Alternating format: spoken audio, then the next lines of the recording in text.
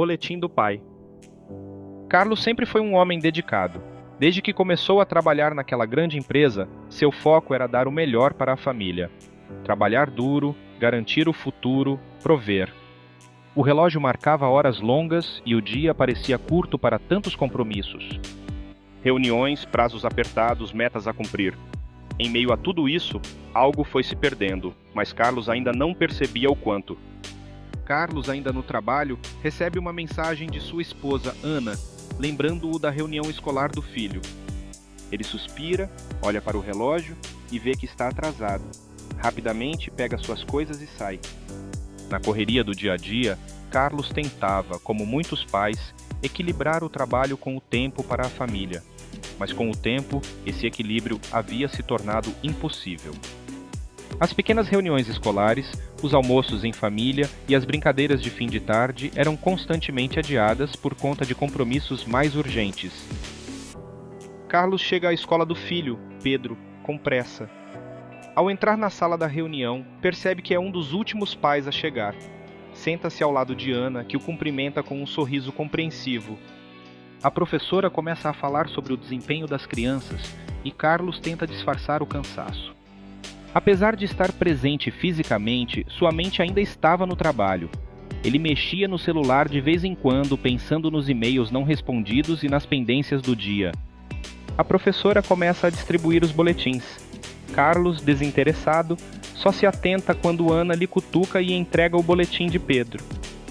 Ele abre o documento e, para sua surpresa, ao invés de ver as notas do filho, encontra um boletim diferente.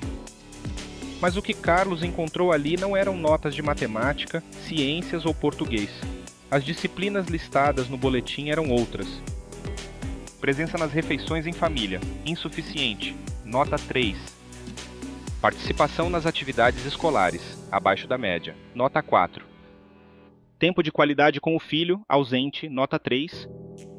Atenção e carinho, insuficiente, nota 4. E assim foram mais temas, até que a média geral ficou em 5. Ao final, uma mensagem simples.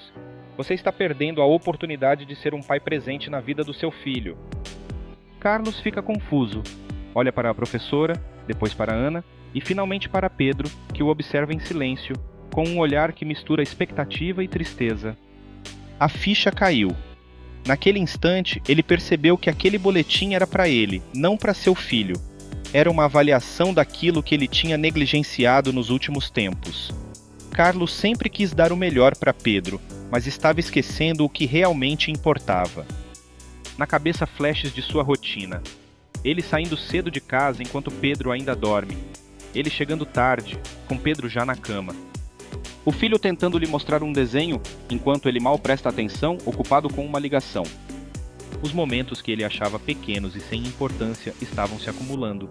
Cada ausência era uma oportunidade perdida. Carlos percebeu que, enquanto se esforçava para ser um bom provedor, estava falhando como pai. De volta à reunião, Carlos ainda segura o boletim fictício, agora refletindo profundamente. Ele se lembra dos tempos em que Pedro era menor, e ele estava mais presente. Os risos, as brincadeiras no parque, as histórias antes de dormir. A memória dos momentos felizes com Pedro o fez perceber que ainda havia tempo para mudar. Ainda havia tempo para recuperar o que estava se perdendo. Ser pai não era apenas garantir o sustento, mas estar ao lado, viver junto, compartilhar momentos. Depois da reunião, Carlos e Ana caminham com Pedro até o carro. Carlos segura a mão do filho e desta vez está totalmente presente. Olha para Pedro com carinho e em seguida lhe diz o seguinte: Me desculpa, filho. Vou tentar estar mais presente daqui para frente, prometo. Pedro sorri timidamente e abraça o pai, que o envolve com força, sentindo o calor daquele pequeno gesto. Ana observa de perto, emocionada. Carlos sabia que não seria fácil. O trabalho continuaria exigindo muito dele, mas agora ele entendia que a prioridade tinha que mudar. Ele estava determinado a equilibrar as responsabilidades e, acima de tudo, a não deixar seu papel mais importante escapar, o de ser pai. Carlos chegando em casa no dia seguinte, um pouco mais cedo do que de costume. Ele encontra Pedro no quintal, brincando. Senta-se ao lado do filho, pega uma bola e os dois começam a jogar juntos, sorrindo. O som da risada de Pedro ecoa, família unida, aproveitando aquele momento simples, mas precioso. Conhece alguém que precisa receber essa mensagem? Encaminhe esse vídeo. Ser pai não é sobre dar tudo, é sobre estar presente. Os boletins da vida não são entregues em papel, mas são sentidos nas lembranças, nas risadas e no amor compartilhado. Ainda dá tempo de fazer diferente. Ainda dá tempo de ser o pai que seu filho precisa. Esteja presente, o tempo não volta.